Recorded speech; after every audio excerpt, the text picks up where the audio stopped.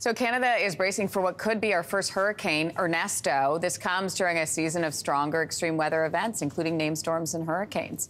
According to Environment Canada, there are 17 to 24 named storms expected to hit us by the end of the year. The average, if you're wondering, is usually around 14 named storms per year. For more on what we can expect, we are joined by the Canadian Hurricane Center's Chris Fogarty. Good morning to you.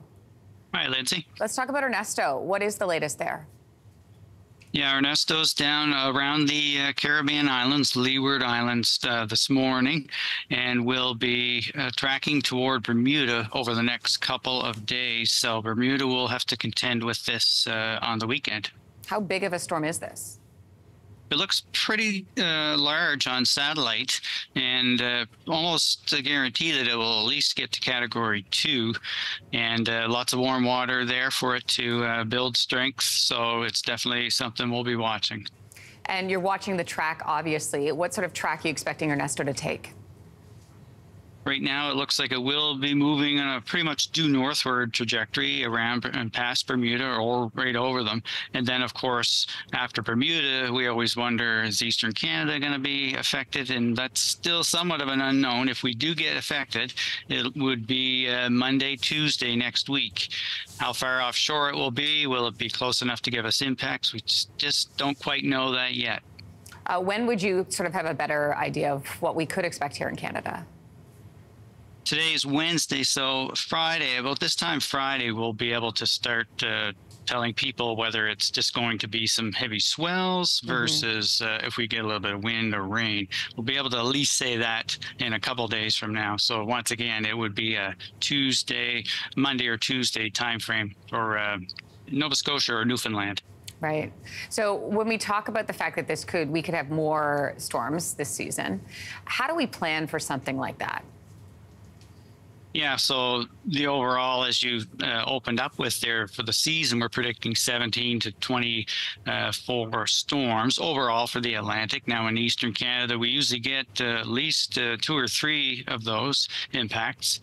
People want to be sort of generally hurricane season aware, right? If there's issues around your property, that, maintenance would help, reduce impacts from storms and floods.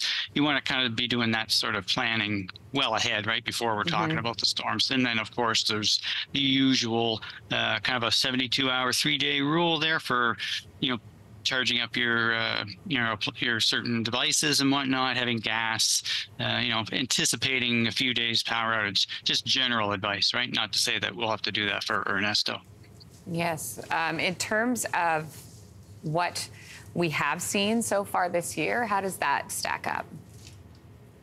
Yeah, so we've had the effects in Canada already of 2 systems, Beryl and, of course, Debbie on Friday in southern Quebec and Ontario. The storms were quite removed from their original tropical structure, so it was mostly rain and weather fronts when it affected Quebec. So that's 2 systems in Canada already this year. On average, we get affected by 1 or 2 over land.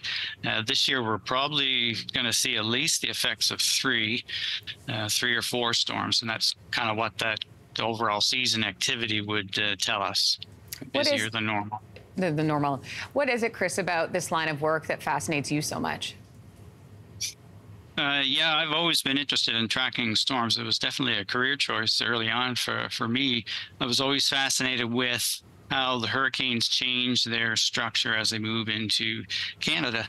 And it's a challenge, right? Because in the south, the hurricane is, very circular structure, but it becomes much more complex as it merges with weather fronts in our part of the world. You've been in this business for a while. Have you seen a shift?